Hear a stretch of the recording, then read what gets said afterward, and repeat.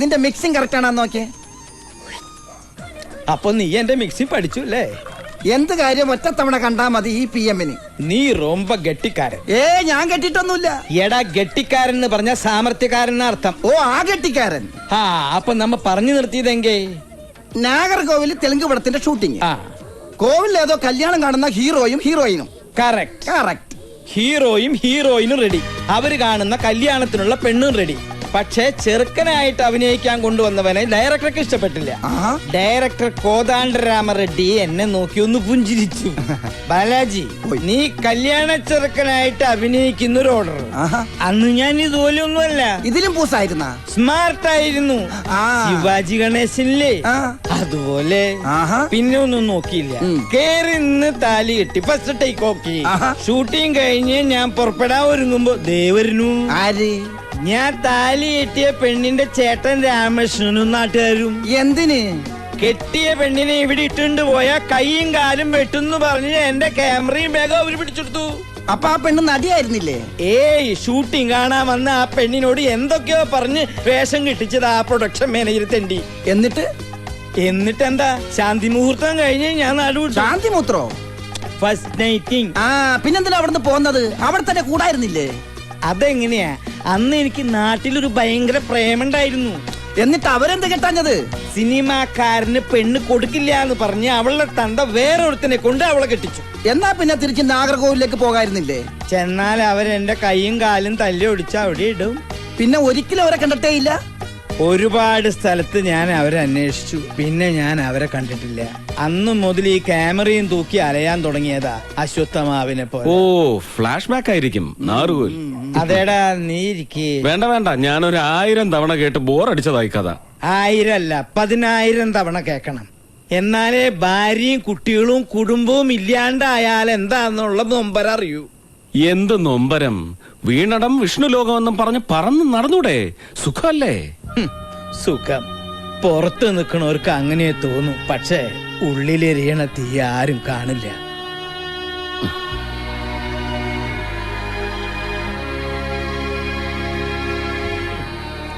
അതുകൊണ്ടാ പറയണേ, ഈ ബാലമാമയുടെ ഗതി നിനക്കുണ്ടാവരുത്. നിനക്കെന്നല്ല ആർക്കുണ്ടാവരുത്. ഞാനൊരു സത്യം പറയാം, വെള്ളടിച്ചിട്ട് പറയാണെന്ന് വിചാരിക്കരുത്. അമ്മാവൻ പറയും. നജീബ് നമ്മുടെ ആതിരക്കുട്ടിയെ. വേണ്ട, അതൊഴിച്ച് അമ്മാവന് വേറെ വല്ലതും പറയാനുണ്ടോ? ഇതൊഴിക്കട്ടെ. ഒഴിക്കടാ. ഇവനോട് പറയാനുള്ളത് മുഴുവൻ പറഞ്ഞു കേൾപ്പിച്ചിട്ടേ ഇവനെ ഞാൻ വിടും. ഒഴുക്കി. വെള്ളമൊന്നും വേണ്ട.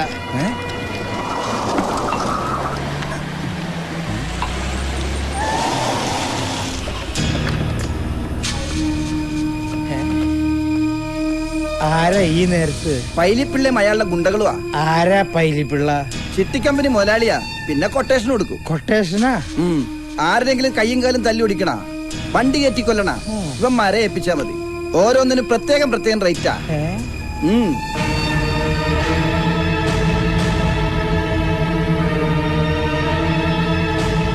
അതെ, അങ്ങനെ അങ്ങ് ഏറ്റാ മതി. അച്യുതൻകുട്ടി പറഞ്ഞാ പിന്നെ പൈലിപ്പള്ളിക്ക് പിന്നെ എന്നതാ, അതങ്ങ് അനുസരിച്ചിരിക്കും അക്ഷരം പ്രതി. എന്നാ പിന്നെ ഞാൻ അങ്ങോട്ടോ. വണ്ടി കയറാ. ഈ പൈലിപ്പള്ളി ആയിട്ട് അച്ചൂട്ടിക്ക് എന്താ ഇടപാട്? നജീബിന്റെ കയ്യോ കാലോ തല്ലി ഓടിക്കാൻ കൊട്ടേഷൻ കൊടുത്തായിരിക്കും. എന്റെ പരദൈവങ്ങളെ, ഇവന്റെ പകയൊന്ന് അടങ്ങാൻ എന്തെങ്കിലും വഴി കാണിച്ചു തരണേ. മതി. രാവിലെ ആരാണോ എന്തെങ്കിലും ഒന്ന് തിന്നാൻ നേരത്ത് ഏതെങ്കിലും പിശാചുകൾ കയറി വരും. അയ്യോ, അമ്മാവനല്ല പറഞ്ഞത്, പുറത്ത്.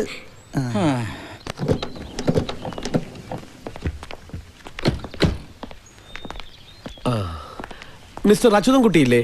ഉണ്ട്, വിളിക്കാം. അച്ചു,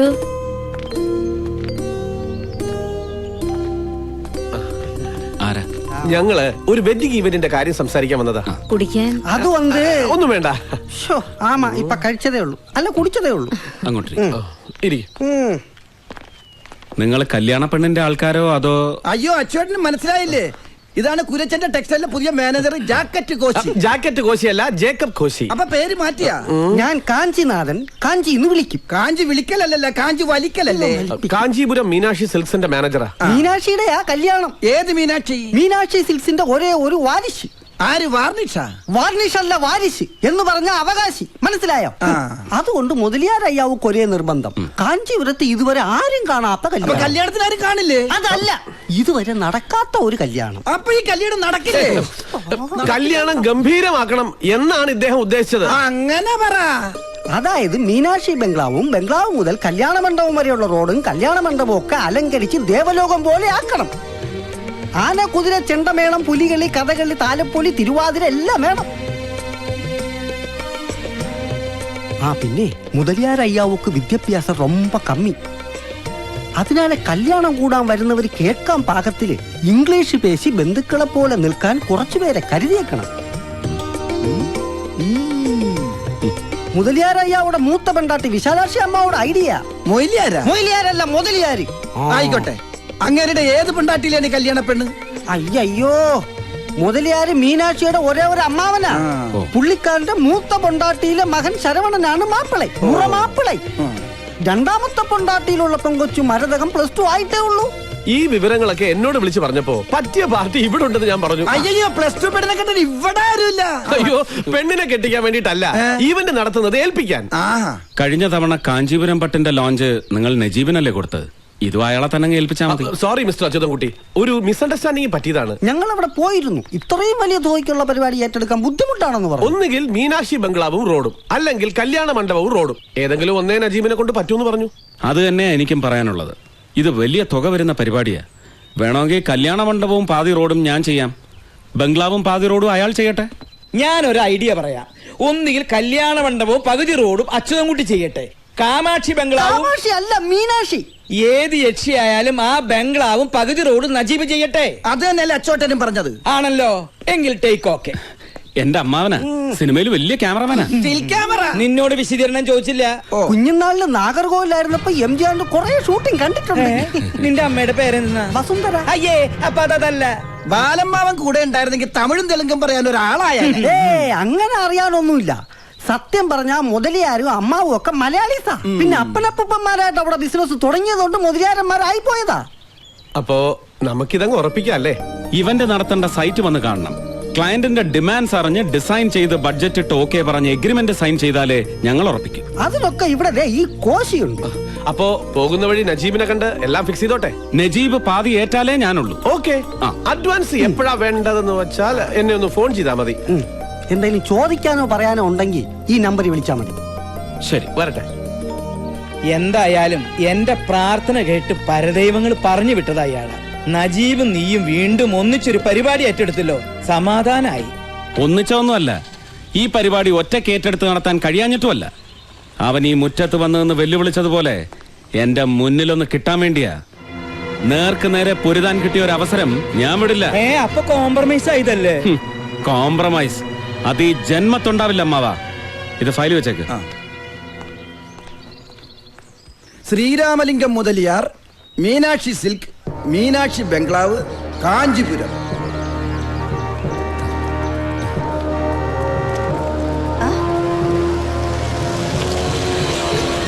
കേരളാവിന്ന് ഫോൺ വന്നിരുന്നു. 30-ാം തീയതിക്കുള്ള സാമൂതിരിക പട്ടി 200 എണ്ണം തീർത്തേക്കണം. ഡബിൾ സൈഡ് ബ്രോങ്കറ്റ്സ് 100 എണ്ണം. ശരിങ്ങമ്മ. ശരി അമ്മ, முதலறியா வந்துட்டாங்க.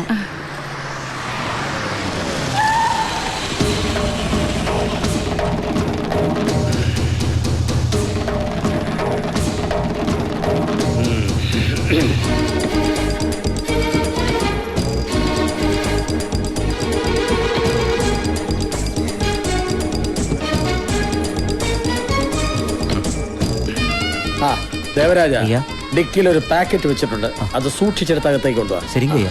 ഞാൻ മന്നിக்கிறேன்டா. കോവില് തിരക്കധികം ഉണ്ടായിരുന്നോ? ഉണ്ടായിരുന്നോ? 1 കിലോമീറ്റർ നീളത്തിലായിരുന്നു ക്യൂ, ഒരേ കൂട്ടം. പിന്നെ സ്പെഷ്യൽ ടിക്കറ്റ് എടുത്ത് കണ്ടു. അതെ, വിശ്വംഭരയരെ കണ്ടതുകൊണ്ട് വടക്കേ നടയിലൂടെ കയറി കണ്ണു നിറച്ച് കണ്ടതുള്ളൂ. വഴിപാടും കഴിച്ചു. ഇതാ പ്രസാദം. അത്തേന്ന് വീരമണി നെയ്യാൻ വന്നിട്ടുണ്ടോ? മീനാക്ഷിക്കുള്ള ഷോള് തുന്നിക്കഴിഞ്ഞെന്ന് അറിയാനായിരിക്കും. അത്ത കണ്ടോ? അതെങ്ങനെ? ആരും കാണിക്കണ്ടെന്നല്ലേ നീ പറഞ്ഞിരിക്കുന്നത്? ഞാനൊന്ന് നോക്കട്ടെ. கடவுள் கிட்ட மரதகை என்ன கேட்டான்னு தெரியுமா? എന്നെ കേട്ടേ? அது மட்டும் சொல்ல மாட்டேன். சொல்லேண்டி. അവൾക്ക് ഫിലിം സ്റ്റാർ ശരത് കുമാർ മാതിരി ഒരു ഭർത്താവിനെ വേണമെന്ന്. നില്ലടി ശരത് കുമാറാ? ചിന്ന പൊണ്ണ് ആസയോ പെരിസ് ഉണ്ണമരുതാണ്ടി. ഏകാംബരകോയില് മാത്രമേ പോയുള്ളൂ? അല്ല, காஞ்சி காமாட்சி க்ஷேத்திரத்திலும் தொழுது. முருகன் கோயில கூட கும்பிட்டு போலான்னு சொன்னேன். யாரு கேக்குறாங்க? സുബ്രഹ്മണ്യനിക്കും 2 പൊണ്ടാട്ടി, ഏകാംബരത്തിനും 2 പൊണ്ടാട്ടി. ആരെങ്കിലും ഒരാളെ തൊഴിലാ പോലെ. ഏകാംബരൻ എങ്ങനെ 2 ഭാര്യമാര്? പാർവതി മാത്ര ഭാര്യ. അപ്പൊ ഗംഗ പൊണ്ടാട്ടി അല്ലയാ? ആ, ജടയ്ക്കുള്ളിരിക്കുന്ന കള്ളക്കാതിലി എങ്ങനെ പൊണ്ടാട്ടി ആവൂടി? யாரு കള്ളക്കാതിലി? ശിവന്റെ സുബ്രഹ്മണ്യന്റെ പെണ്ടാട്ടിമാരുടെ പേര് പറഞ്ഞ് അടി ഉണ്ടാക്കരുത് പല പ്രാവശ്യം നിങ്ങളോട് പറഞ്ഞിട്ടുണ്ട്. പോരേണ്ട വീട്ടിലേക്ക്. ഇതാ പറയുന്നത്, 2 തല തമ്മിൽ ചേരും. പക്ഷെ 4 കാഞ്ചി. ഞാനൊരു പഴഞ്ചൊല്ലു പറയാൻ തുടങ്ങിയതാ. പഴഞ്ചൊല്ലൊക്കെ പിന്നെ പോയാലും എന്തായി? ആ മാനേജർ കോശയും കൂട്ടി പോയി എല്ലാം പറഞ്ഞ് ശരിയാക്കി. നിശ്ചയത്തിന് മുമ്പേ അവരിങ്ങ് എത്തുന്നാ പറഞ്ഞത്. ബംഗ്ലാവും റോഡും മണ്ഡപവും ഒക്കെ കണ്ടിട്ട് വേണമല്ലോ ഡിസൈൻ ചെയ്യാൻ.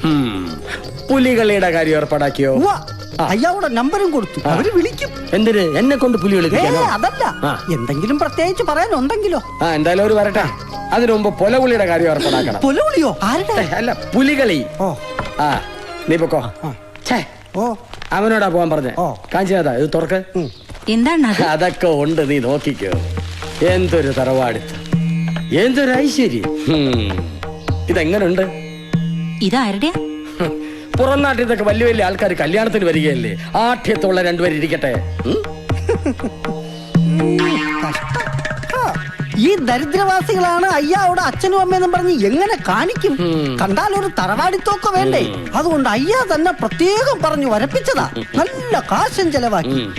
ഈ അയ്യാവിടെ ഒരു ബുദ്ധി.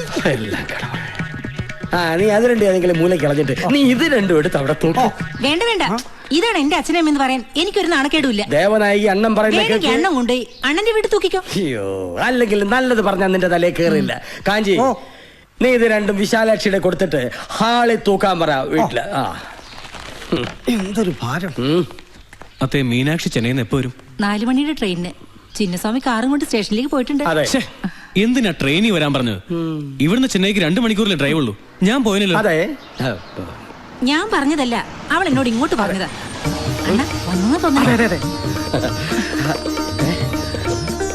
മീനാക്ഷി പ്ലാറ്റ്ഫോമിൽ തേടി എല്ലായിടത്തിലും തേടി பார்த்தாச்சு. ഭഗവാനെ, എന്റെ കുഞ്ഞു പിന്നെ എവിടെ പോയി? ഫോണിൽ കൂപ്പിട്ട് பார்த்தா സെൽഫോൺ സ്വിച്ച് ഓഫ് பண்ணிருக்கு. കടവുളെ, മീനാക്ഷി സിൽക്സിന്റെ ഒരേ ഒരു അവകാശി ആരെങ്കിലും തട്ടിക്കൊണ്ടു പോയിട്ടുണ്ടാവും. വേണ്ട, ന്യായീകരണങ്ങളൊന്നും എനിക്ക് കേൾക്കണ്ട. തന്നിഷ്ടം കാണിക്കുന്നതിൽ അതിരുണ്ട്. മാമന് ശരവണ്ണ ഓരോ വഴിക്ക് അന്വേഷിച്ച് പോയിരിക്കുക. ഇത്രയ്ക്കങ്ങ് പേടിക്കാൻ ഞാൻ കൊച്ചുകുട്ടിയൊന്നും അല്ലല്ലോ. കുട്ടിയായിരുന്നെങ്കിൽ ഇത്രയും പേടിക്കണ്ടായിരുന്നു. നിശ്ചയം ഉറപ്പിക്കാൻ പോണ പെണ്ണ. എന്തെങ്കിലും ചീത്തപ്പേരുണ്ടായ സമാധാനം പറയേണ്ടത് ഞാനാ. നിശ്ചയോ? ആർക്ക്? നിനക്കല്ല നിശ്ചയം ഉറപ്പിക്കാൻ പിന്നെ വേറെ ആരാ ഇവിടെ ഉള്ളത്? എന്റെ ഇഷ്ടം ചോദിക്കാതെ ഇതൊക്കെ ഉറപ്പിക്കാൻ ആരാ പറഞ്ഞത്? ആരും പറയണ്ട. മക്കൾക്ക് കാലാകാലങ്ങൾ എന്തൊക്കെയാ ചെയ്യണമെന്ന് കാരണവന്മാരാ തീരുമാനിക്കുന്നത്. ചെറുപ്പത്തിൽ സ്കൂളിൽ പോയില്ല എന്ന് പറഞ്ഞ് വാശി പിടിച്ച് കരഞ്ഞപ്പോ നിന്റെ ഇഷ്ടത്തിൽ വിട്ടിരുന്നെങ്കിലേ ഇതുപോലെ ചെന്നൈയിലെ കോളേജിലൊക്കെ പോയി പഠിക്കാൻ പറ്റിയായിരുന്നോ? ദേ, അപ്പാവും ഇല്ലാത്തിന്റെ കഷ്ടപ്പാട് അറിയിക്കാതെ നിന്നെ ഇത്രയാക്കാമെങ്കിലേ നിന്നെ ആർക്ക് നിശ്ചയം ഉറപ്പിക്കണമെന്നും കെട്ടിച്ചു കൊടുക്കണമെന്നും ഒക്കെ എനിക്കറിയാം. ഓ ശരി ശരി, സമ്മതിച്ചു. എന്നിട്ട് ആരാ എന്റെ കഴുത്ത് കയറിടാൻ കരാർ ഉറപ്പിച്ചിരിക്കുന്നത്? അത് ഇന്നും ഇന്നലെ ഉറപ്പിച്ചതല്ലാന്ന് അറിയാലോ നിനക്ക്. 10-15 ദിവസമായിട്ട് ആരും കാണിക്കാതെ വീരമണിക്കൊണ്ട് ഷോള് നെയ്ക്കിയവൻ. നീ വരുമ്പോ നിനക്ക് സമ്മാനമായിട്ട് തരാൻ അറിയോ? അവൻ എത്ര പെമ്പിളാർക്ക് ഷോൾ കൊടുത്തിട്ടുണ്ടെന്ന് അറിയാവോ അമ്മാവുക്ക്? ദേ, ഇല്ലാവചനം പറഞ്ഞാലുണ്ടല്ലോ. പിന്നെ അവൻ ഇവനൊക്കെ മര്യാദയില്ലാതെ ഇനി നീ വിളിച്ച എന്റെ കയ്യിൽ നിന്ന് വാങ്ങിക്കും നീ. അമ്മാവിടെ മുമ്പിൽ അവൻ നല്ല പിള്ള കളിക്കുക. നീ എന്ത് പറഞ്ഞാലും ശരി, ഇത് ഞാനും മാമനും പണ്ടേ തീരുമാനിച്ചതാ. ഇനി എന്റെ മോള് പഠിച്ചത് നാട് മുഴുവൻ തെണ്ടി നടന്നു മതി. അമ്മ, ഞാൻ പറയുന്നത് അനുസരിച്ചില്ലെങ്കിൽ അമ്മ എന്ന് വിളിച്ചാ വിളി കേൾക്കാൻ പിന്നെ ഞാൻ ഉണ്ടാവില്ല.